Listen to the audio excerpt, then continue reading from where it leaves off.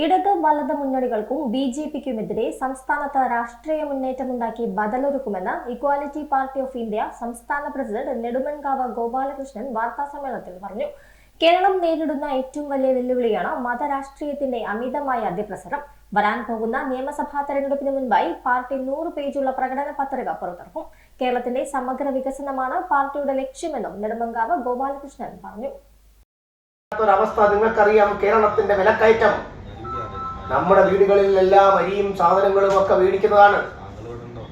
അവിടുത്തെ വിലക്കയറ്റം ഒരു വകയും നമുക്ക് ചെയ്യാൻ പറ്റത്തില്ല. ഉപ്പ് തൊട്ട് പണ്ട് പഴമക്കാർ പറയുന്നത് പോലെ ഉപ്പ് തൊട്ട് കർപ്പൂരം വരെയുള്ള സാധനങ്ങളുടെ വില ക്രമാതീതമായി വർദ്ധിച്ച് ജീവിക്കാൻ പറ്റാത്തൊരു ദയനീയമായ അവസ്ഥ. ജനങ്ങൾ എന്തു ചെയ്യണമെന്ന് അറിയപ്പെടാതെ വിങ്ങി പൊട്ടുന്നൊരവസ്ഥ. കേരളത്തിൽ ജീവിക്കാൻ പറ്റില്ല. കേരളത്തിലെ വിദ്യാർത്ഥികൾക്ക് കേരളത്തിൽ വിദ്യ അഭ്യസിക്കാൻ പറ്റത്തില്ല. അവർക്ക് കേരളത്തിൽ ഒരു തൊഴിൽ നേടാൻ പറ്റത്തില്ല.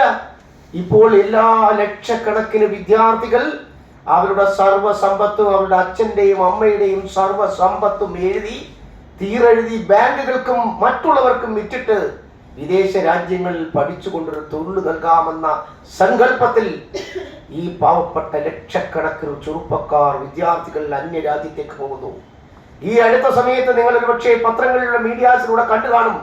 10 ലക്ഷം പേരാണ് UK-യിൽ നിന്ന് തിരിച്ചു വരാൻ ഉദ്ദേശിച്ചു നിൽക്കുന്നത്. എന്തു ചെയ്യണമെന്നറിയാതെ സർവ്വസമ്പത്തും വിറ്റ് അവർ വിദേശത്ത് പോയി ഒരു ജോലി നേടി തന്റെ മക്കളെ സംരക്ഷിക്കാം, തന്റെ മക്കളെ രക്ഷപ്പെടുത്താം, ഇതിനോടുകൂടി എന്റെ മക്കൾ രക്ഷപ്പെടുമെന്ന്, തങ്ങൾ പട്ടിണിയിലായാലും ശരി രക്ഷപ്പെടുമെന്ന് വ്യാമോഹിച്ചുകൊണ്ട് പുറത്തേക്ക് വിട്ട ആ 10 ലക്ഷത്തോളം ചെറുപ്പക്കാരായിട്ടുള്ള വിദ്യാർത്ഥികളായിട്ടുള്ള കുട്ടികൾ തിരിച്ചു വരാൻ പോവുകയാണ്.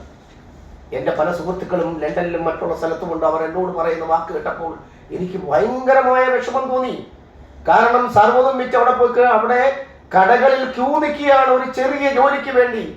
ഇവിടുന്ന് 25-30 ലക്ഷം രൂപ ഏജൻസികൾക്ക് കൊടുത്തിട്ട് പോയി ചെന്ന ഒരു ജോലിക്ക് വേണ്ടി. കാരണം കടപ്പാടം പണയപ്പെടുത്തിയാണ് അവിടെ എത്തിയിരിക്കുന്നത്. ഇനി തിരിച്ച് വീട്ടിലോട്ട് ചെന്നാൽ എന്ത് ചെയ്യുമെന്നറിയാതെ വിഷമിക്കുന്ന ഒരവസ്ഥ. അതിനൊരു പരിഹാരം നമ്മുടെ കേരളത്തിൽ ഉണ്ടാക്കിയെടുക്കണം. കാരണം നമ്മുടെ ആളുകൾ ഒരിക്കലും കേരളത്തിൽ ജീവിക്കാൻ ആഗ്രഹിക്കുന്നില്ല, കേരളത്തിൽ മുന്നോട്ട് പോകാൻ ആഗ്രഹിക്കുന്നില്ല. ഇടത് വലത് കക്ഷികൾ കേരളത്തിൽ ഭരിച്ചുകൊണ്ട് മതമൗലികവാദം ഈ രാജ്യത്ത് വളർത്തിക്കൊണ്ട് ഏറ്റവും കൂടുതൽ ദുരന്തപൂർണമായിട്ടുള്ളൊരു മുന്നോട്ട് പോക്കാണ് പോകുന്നത്. വളരെ അപകടം പിടിച്ചൊരു വഴി. മതമൗലികവാദികൾ മതത്തിന്റെ പേരിൽ കിടന്ന് കടിപിടി കൂടി മതം രാഷ്ട്രീയ